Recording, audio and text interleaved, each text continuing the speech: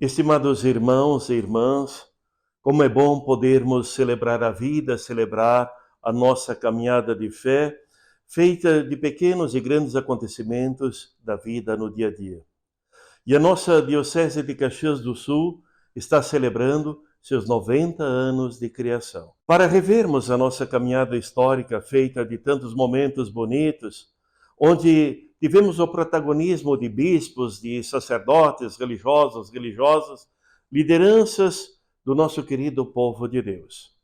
Foi preparado um documentário em 9 capítulos para revermos a nossa história e, acima de tudo, celebrarmos como povo de Deus a caminho da casa do Pai, os acontecimentos e também a vida espiritual e social do nosso querido povo de Deus, da nossa diocese.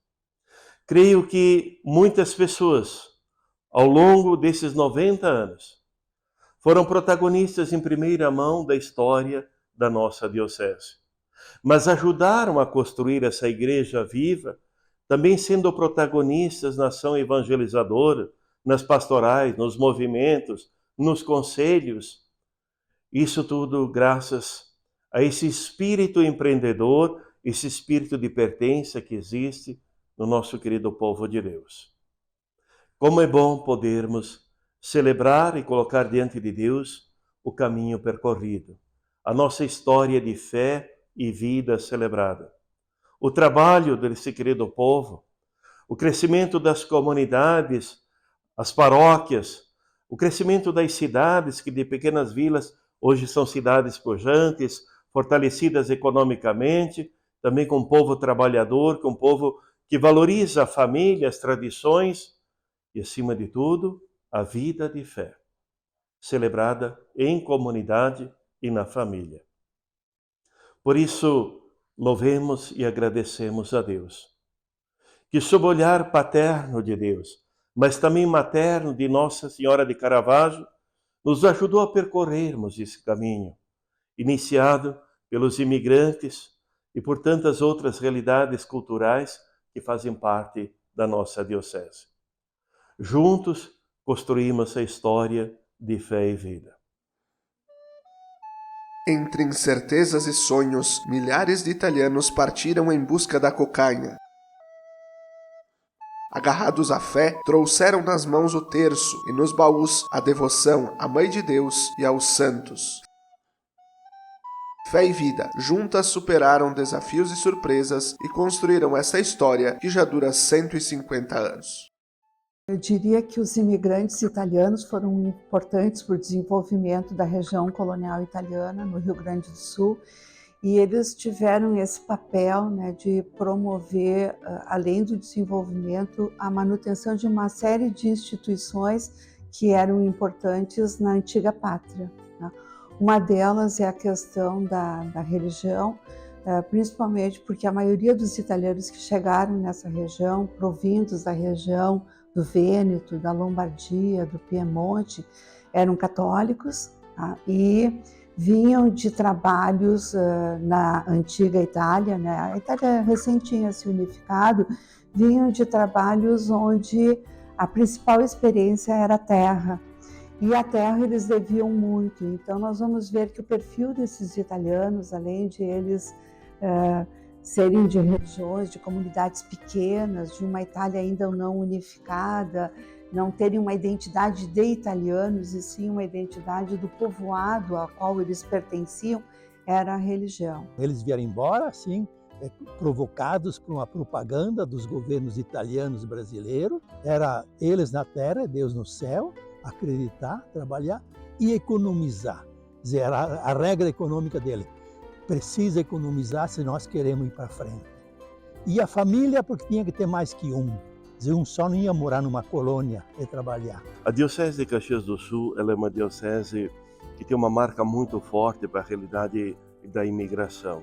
E dentro dessa realidade da imigração italiana, principalmente, que foi a grande compositora de todas as comunidades e paróquias da diocese, com algumas exceções, é claro que veio uma espiritualidade muito forte, marcada pela realidade da igreja e onde os imigrantes vieram, no contexto que eles vieram, logo depois do Concílio Vaticano I. Essa igreja que passava por grandes transformações, mas também a sociedade passava por grandes transformações na Europa. E aqui chegando, esses imigrantes praticamente tiveram que desbravar a realidade das florestas e tudo mais, e a força da fé fez com que eles se unissem em comunidade, construíssem igrejas, escolas, hospitais, uma caminhada de vida e de fé muito forte, que foi um grande suporte para que eles pudessem vencer a saudade da terra natal, familiares e amigos, e ao mesmo tempo reconstruírem a vida a partir da realidade da comunidade, também do ponto de vista da fé. Se não tinha dinheiro no início para colaborar com as construções, as pessoas davam do seu trabalho. Algum dia por semana, alguns dias por mês, a pessoa vinha trabalhar na construção da igreja. Depois, nas construções dos salões. Depois, para abrir estradas também desde o início. Então eram formas assim, somente venceram porque foram capazes de se aglutinar. E acho que esta é uma resposta também para o nosso mundo moderno. Se juntando, tendo os mesmos objetivos, nós conseguimos transformar muitas coisas.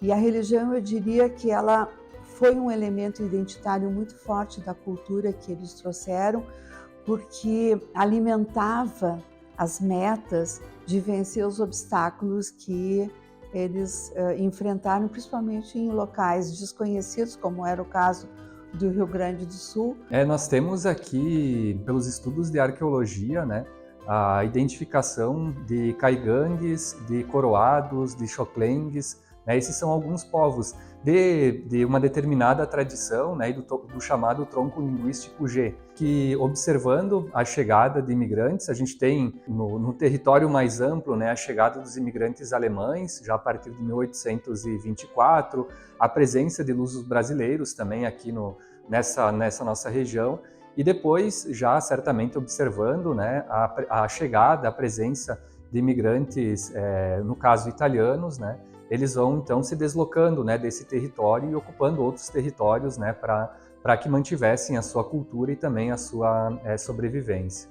Os indígenas, povos nômades, tiveram pouco contato com os imigrantes. A cocanha, terra da fartura, precisou ser construída. A nova pátria os acolheu, mas unidos eles construíram as primeiras colônias, vilas e cidades. O tripé fé, família e trabalho sustentou essa caminhada.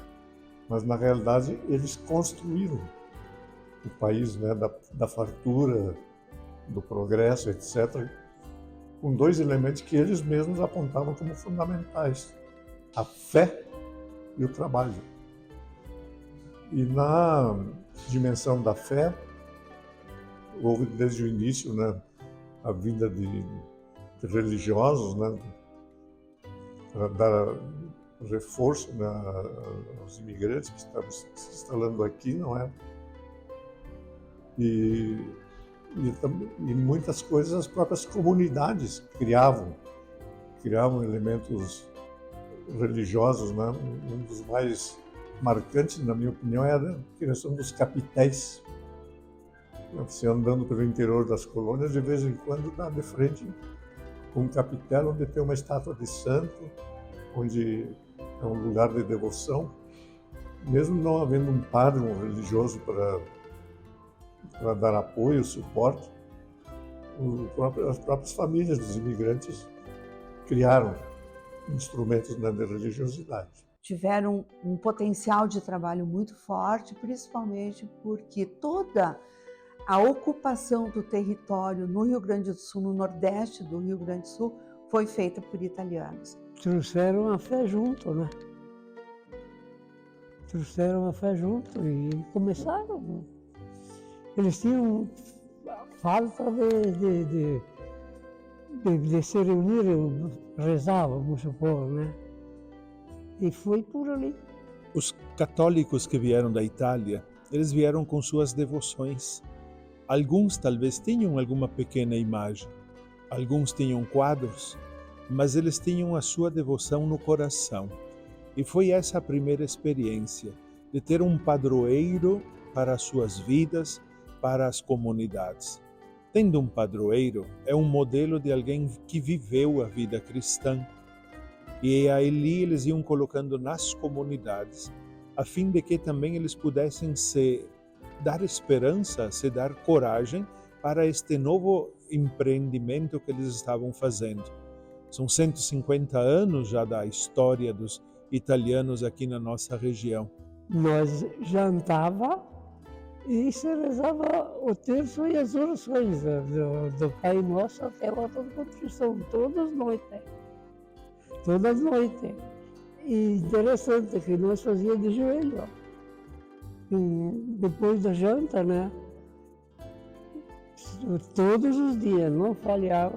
Mesmo com os joelhos cansados depois de um dia inteiro de trabalho, as famílias rezavam pedindo a intercessão de Maria Santíssima e dos santos pela nova jornada. As primeiras missas na região datam de 1876, com o padre Bartolomeu Tiecker. Logo depois, iniciam as primeiras festas na colônia de Dona Isabel e na comunidade de Caravaggio. Conde D, atual Garibaldi, também escolhe seu patrono, São Pedro, e Veranópolis, São Luís Gonzaga. Já a colônia Caxias dedica o título a Santa Teresa d'Ávila. As primeiras missas aqui foram celebradas nas casas. Por iniciativa de duas famílias, resolveram construir um capitel. O capitel seria em homenagem a Santo Antônio, mas já, como era o padre Giovanni Menegotto, o João Menegotto, que atendia a colônia Dona Isabel, atual Bento Gonçalves, e lá já tinha o padroeiro desde 1878. Padre João Menegotto, nascido em Pádua, na Itália, justamente onde Santo Antônio morreu, ele vem com um quadro de Santo Antônio. E a partir deste quadro, ele chega aqui dia 9 de janeiro de 1878, bem no início. E começaram, sem dúvida, naquele ano já as festas, e aqui em honra de Santo Antônio. Então, foi uma preocupação de ter um encontro religioso, e depois, com o longo passar dos tempos, também um dia festivo. Muitas vezes tinham novenas também preparando, e não era só um dia de festa. A festa do padroeiro era para demorar bastante, onde era celebrada a vida, o trabalho, as dificuldades e, sem dúvida, renovar as esperanças para poder cumprir sua missão. Então, o padre pediu para que encontrasse um outro padroeiro para esta localidade da linha Palmeiro. E aí, então, nas várias discussões, resolveram que seria Nossa Senhora padroeira deste lugar. E aí chegaram no consenso de ser Nossa Senhora do Loreto, só que não encontraram a imagem dela. Então, entre outras imagens também que foram pensadas, encontraram nas bagagens de Natale Faoro a imagem preto e branco que está aqui diante do trono de Nossa Senhora. Ele emprestou esta imagem, pois ele trazia da família da Itália como um presente da própria família de origem desde 1724. Portanto, neste ano estamos celebrando os 300 anos também dessa significativa estampa, assim como eles chamavam, né? Porque não tinha fotografia ainda naquela época. A igreja, a comunidade Santa Teresa, ela surge bem no início, né? Quando chegam os primeiros imigrantes. Quem fundou a comunidade achou por bem homenagear a esposa do imperador Dom Pedro II pelo fato de eles terem conseguido um pedaço de terra para morar. Então esse fato fez com que eles sentissem muita gratidão e aí quiseram homenagear a esposa do Dom Pedro II, que tinha o nome então de Teresa Cristina. E eu me parece que a criação da diocese ela veio exatamente no momento que precisava fazer essa evolução de uma diocese para abraçar essa história da imigração italiana de italiani que vinham em Estivia e vieram aqui plantar a sua força de trabalho no meio do mato. Então é uma história riquíssima, bonita, baseada na família, na fé e no acreditar. Olhando para trás, é possível perceber quão importante foi a fé para o início das nossas colônias, capelas, paróquias e cidades. De 1875 a 1934, 59 anos se passaram. Vocações nasceram nessas terras. A igreja também ganhou força e tamanho. Em 1934, a Santa Sé criou a Diocese de Caxias do Sul.